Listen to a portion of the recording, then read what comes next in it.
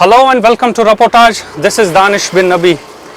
We have again joined Bharat Jodo Yatra on the Kathua Samba belt and to talk, and with me is the young Congress leader Mr. Kanhaiya Kumar. Kanhaiya ji, ये मुझे समझाइए, ये भारत जोड़ो यात्रा क्या मायने रखती है, क्या इसकी अहमियत है? सबसे पहले तो मैं आपके सभी दर्शकों को नमस्कार करता हूँ, आदाब करता हूँ, उनको सत श्री अकाल कहता हूँ, उनको गुड आफ्टरनून कहता हूँ। ये जो सवाल आपने पूछा कि भारत जोड़ो यात्रा की अहमियत क्या है? अहमियत है जी, देखिए, जब हम लोग इस यात्रा को शुरू किए 7 सितंबर को कन्याकुमारी से, तो हमारे दिमाग में कुछ मुद्दे थे। जैसे सबसे जो पहला मुद्दा था और बड़ा मुद्दा था कि सोसाइटी में जितना अनरेस्ट है, जितना एंगर है, जितना गुस्सा लोगों के अंदर में पैदा किया जा रहा है, और फिर वायलेंस, फियर, ये जो डिवाइड एंड रूल की जो पॉलिटिक्स है, इस पॉलिटिक्स के चलते देश जो है वो कमज़ोर हो रहा है और नफ़रत फैला करके हेटरेट के आधार पे देश को कमज़ोर इसलिए किया जा रहा है कि देश आपस में लड़ता रहे, इंसान आपस में लड़ते रहें, एक रीजन के लोग दूसरे रीजन से लड़ते रहें, और देश की जो संपत्ति है, जो रिसोर्सेज है, वो सरकार में जो बैठे हुए लोग हैं उनके दोस्तों को औने पौने दामों में हैंड ओवर करती रहे। ये एक बहुत बड़ा कॉन्स्पिरेसी जो है वो हम लोगों को समझ में आ रही थी। और जितने डेमोक्रेटिक इंस्टीट्यूशंस हैं, वह पार्लियामेंट हो, चाहे मीडिया हो, ठीक है, वो ठीक तरीके से फंक्शन ना करे। मतलब उसको कहते हैं ना पोलराइजेशन, पॉलिटिक्स ऑफ पोलराइजेशन, ये जो है हो रहा था समाज में। और कोई भी समाज जब नफ़रत के आधार पे बढ़ जाएगा, वायलेंस होगी, आपस में लोग लड़ेंगे, तो ऑब्वियसली उसका प्रोग्रेस नहीं होगा। तो ये एक सबसे बड़ा सवाल था। और जब हम इस यात्रा को शुरू किए, तो यात्रा जब चली, इंडियन नेशनल कांग्रेस ने जब यात्रा शुरू की 7 तारीख को सितंबर को कन्याकुमारी से, तो हमने धीरे धीरे ये रियलाइज किया कि ये यात्रा अब आम लोगों ने अपनी यात्रा मान ली और वो आ करके अपने मुद्दे बताने लगे यात्रा में। जिस भी रीजन से हम गुजर रहे हैं, मान लीजिए यहाँ से जा रहे हैं आपको सांबा रीजन से, कठुआ रीजन से, तो लोग अपने लैंड इशूज़ को लेकर के बात कर रहे हैं कि जो प्रोजेक्ट्स बन रहे हैं, रोड बन रहा है, हमारे घर तोड़ दिए जा रहे हैं, तो अपने इशू जा करके बात करने लगे। वैसे तो हर स्टेट के अलग अलग इशू हैं, बिल्कुल यूनिक इशूज़ हैं, लेकिन कुछ ऐसे सवाल हैं जो पूरे देश में एक जैसे हैं, बिल्कुल एक जैसे। जैसे महंगाई का सवाल, आप कहीं भी जाओ, किसी भी इलाके में जाओ, आज के डेट में चाहे वो लोअर क्लास हो, मिडिल क्लास हो या गरीब लोग हों, वो सबसे ज़्यादा परेशान हैं किसी चीज़ से तो महंगाई से हैं। उनको घर चलाना, अपने बच्चों को पढ़ाना, इलाज करवाना, ठीक है, इतना मुश्किल होता जा रहा है। हर चीज़ उनकी एक्सेसिबिलिटी से दूर होती जा रही है। और दूसरा, नौजवानों ने जो आकर के एक मुद्दा सबसे ज़्यादा प्रोमिनेंटली उठाया, वो था बेरोजगारी का सवाल कि कितना मुश्किल से जो है हम पढ़ाई करते हैं, माँ बाप जो है अपने सेविंग्स से हमको पढ़ाते हैं, लेकिन रोजगार के एक एक जो वो जो ऑप्शंस थे, एक एक करके बंद होते जा रहे हैं। पेपर लीक होता है, सीटें बेची जाती हैं, हाँ, कहीं भी पब्लिक सेक्टर में जॉब हो वो भी ख़त्म हो रहा है। प्राइवेट सेक्टर में जो है लगातार, खास करके कोविड के बाद जो है जॉब ऑप्शंस बंद हो रहे हैं। तो ये सारे सवाल जो हम लोगों को पता चला, तो इसकी सबसे बड़ी अहमियत ये है कि जब डेमोक्रेटिक इंस्टीट्यूशंस ठीक से फंक्शन ना कर रहे हों, विपक्ष जो है, देश का सबसे बड़ा विपक्ष भारतीय राष्ट्रीय कांग्रेस जब रोड पर निकली है, लोगों तो एक तो लोगों ने इस यात्रा को अपनाया, अपने मुद्दे लोगों को जो है इस यात्रा को बताए, इस यात्रा को अपना समझा, और उनके अंदर जो एक नाउम्मीदी थी ना, उस उम्मीद को जोड़ने में हम कामयाब हुए। कन्हैया जी, आप ह्यूमैनिटीज़ से वाबस्ता रखते हैं, आप ह्यूमैनिटी सब्जेक्ट पढ़ के आए हैं। अगर हम देखें 2014 से पहले ये जो हेट इंस्टीट्यूशनलाइज हुआ है, ये इंडिया में नहीं था बहुत कम सिरे में होता, कहीं किसी पॉकेट्स में। ऐसा क्या हुआ ऑन सोसाइटियल लेवल 2014 के बाद या 2014 के बिल्कुल करीब में कि इंडिया बदल सा गया? इंडिया, इट शो द सम अगली फेस, जिसको हम कह सकते हैं इंग्लिश में, if you can use the term. ये कैसे, ये बदलाव सोसाइटी में कैसा हुआ? देखिए, बहुत सारे मैं ह्यूमैनिटीज़ से हूँ, लेकिन ह्यूमैनिटीज़ में भी ना साइंटिफिक मेथोडोलॉजी की बात की जाती है। बिल्कुल।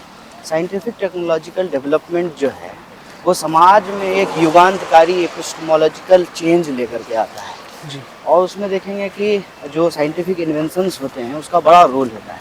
जी और आप देखेंगे बहुत सारे साइंटिस्टों ने जो कुछ इन्वेंट किया ना, उसके बाद बोला कि मैंने गलती कर दी कि मुझे नहीं करना था। मतलब उनको बाद में रियलाइज हुआ कि तो यहाँ पे भी बाद में अब रियलाइजेशन हो रही है। मैं आ रहा हूँ उस बात पे कि उनको रियलाइज हुआ कि आई हैव क्रिएटेड मॉन्स्टर, ठीक है।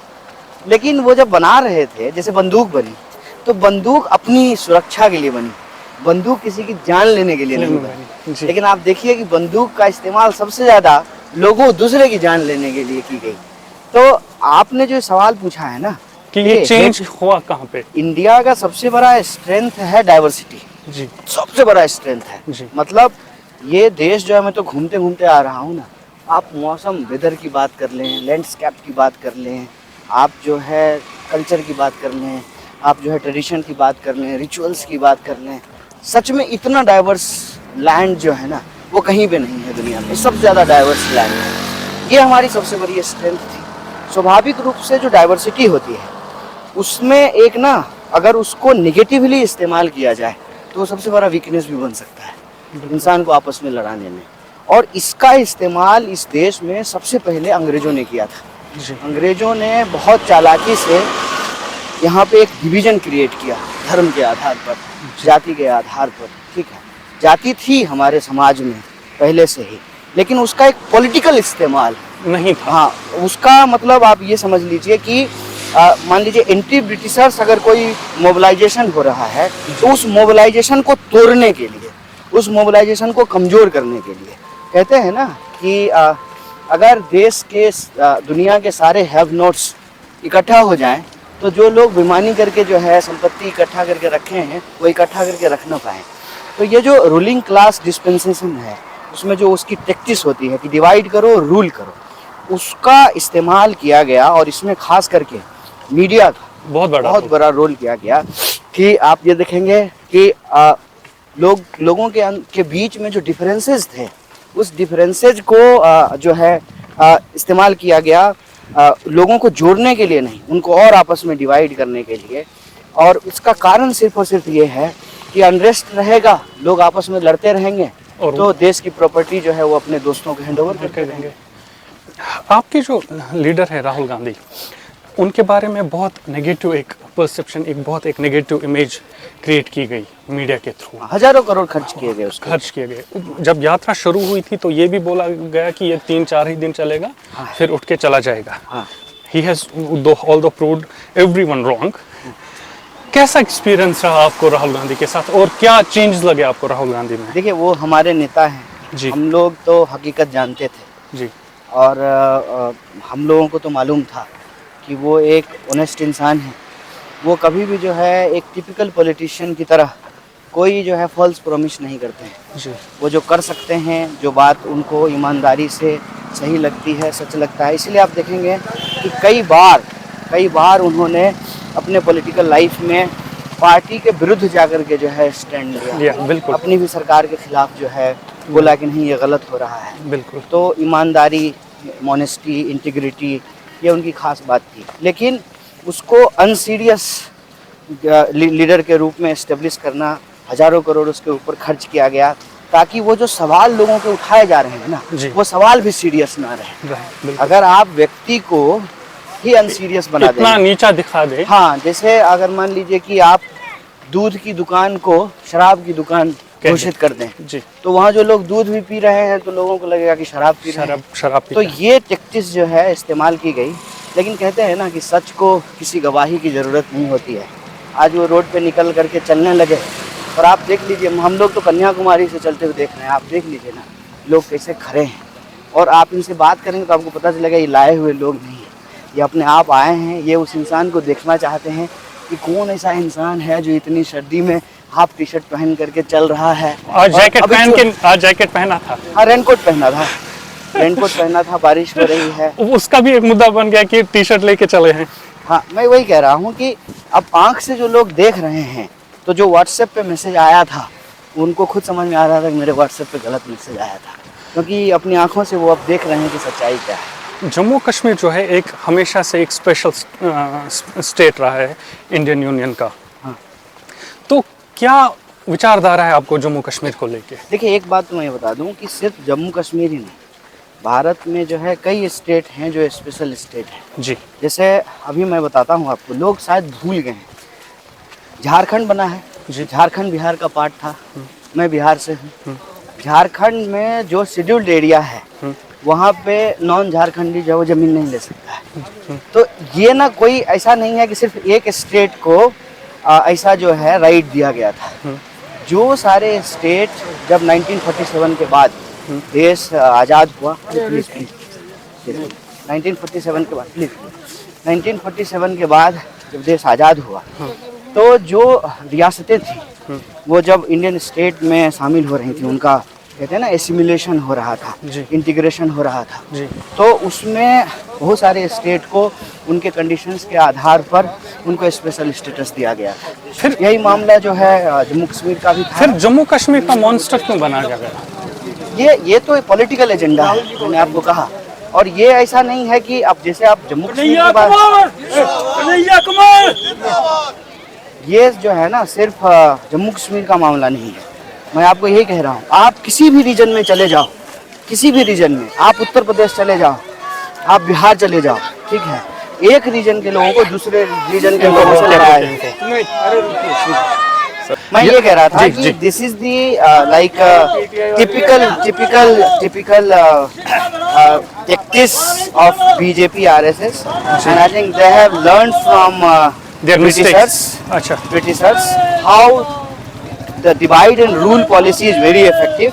If they will negatively use the diversity, it will be very easy for them to divide the nation, divide the country, and rule it. So it is not just about one region.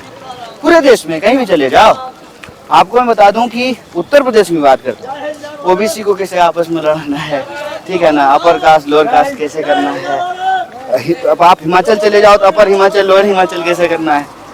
तो कश्मीर को लेकर के उनको क्या होता है ना कि इसके नाम पे बाकी जगह पे पोलराइजेशन आ सकता है। कश्मीर सेल्स नहीं, वो मतलब कहते हैं कि नैरेटिव बनाना आसान होता है, और उसमें part of narrative, Kashmir part of narrative. अच्छा, ये मुझे समझाए, भारत जोड़ो यात्रा जो है 2024 का इलेक्शन पे क्या इफेक्ट रहेंगे इसके? ये तो लाइक बात की चीजें हैं। Now at this point now we can't say anything about it. जब आएगा बाद में देखेंगे। इनके लिए एक दुकान है जिससे ये वोट्स लेते हैं।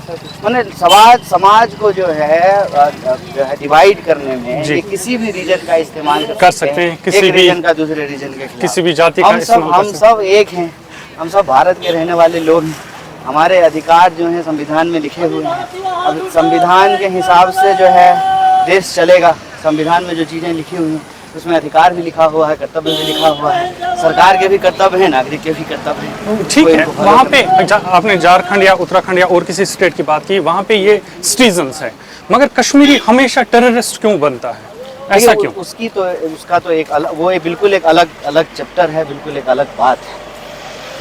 अब आप जानते हैं कि अगर आप AFSPA की ही बात कर लीजिएगा जी, तो कश्मीर में भी AFSPA लगाया, नॉर्थ ईस्ट में भी लगाया।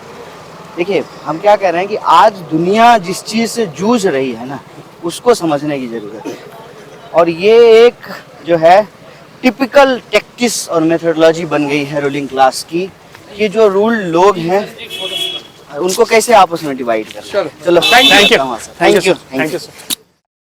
Please subscribe to our channel Reportage and press the bell icon to remain updated.